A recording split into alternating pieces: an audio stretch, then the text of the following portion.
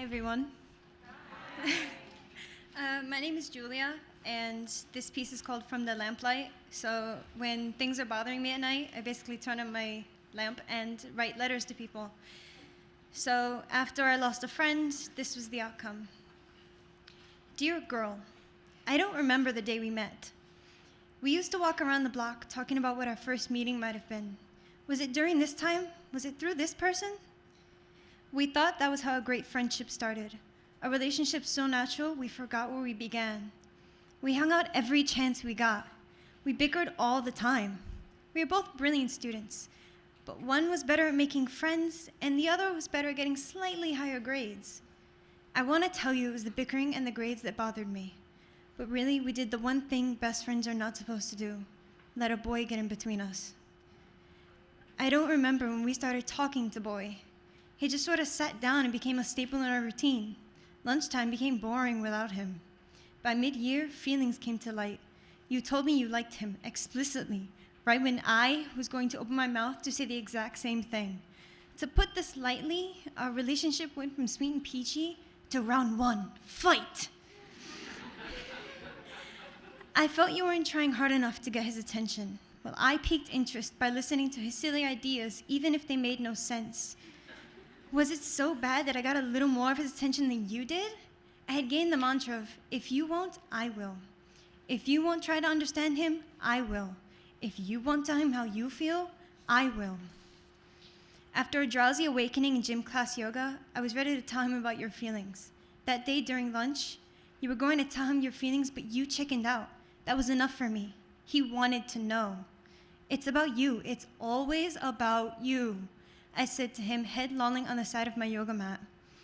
I want to blame it on my moment of zen, just telling him how you felt. But this wasn't what you wanted, so things got complicated. He had asked me why I lied. He said that you denied having an interest in him. He says a lot of things. We know this. With class of 2016 being small, news of the end of our friendship spread. You don't know that I tried to defend you against everyone else. I didn't try as hard as I could have, but I did, with what little empathy I had left. I don't feel that way anymore. We learned the hard way that a boy can't really break us. We've moved past our differences, and everything feels natural again. We found our old spark, and I'm glad for that. Dear boy, let me dictate a story to you. Girls become friends, and in walks in Boy. Girls develop feelings for Boy, but Boy focuses on only one girl. Jealousy brews in both girls, and they lose each other's trust. In the end, the girls break the friendship. A few months ago, I would have told you that life without friend was fine. Sure, I've made many friends, but losing a friend was the hardest thing I've ever had to do. By this point, it must seem to an outsider that I've traded her for you. Yes, we've grown closer, but you still view me as her. You've even called me by her name. I've been trying to separate myself from someone that I'm often connected to. I thought by keeping you around, I would be happier since I was the favorite, and that hasn't been the case. Often, in our friendship, you are the dominant voice. You tell me about other girls you think could be the one. I've spent many days wanting to tell you that the perfect girl you described to me is the one who wrote this letter. You don't view me that way. You asked me once what I wanted in a guy, and I told you a good listener, something you clearly are not. I want you to listen to me for once this time. I want and wanted you to understand that I am my own person. I never act like someone I'm not. I never tell stories to be fake. I tell my stories to be heard. In this world, it is hard to be your own person. There will always be someone just like you. But I was raised to believe that I am unique in this world.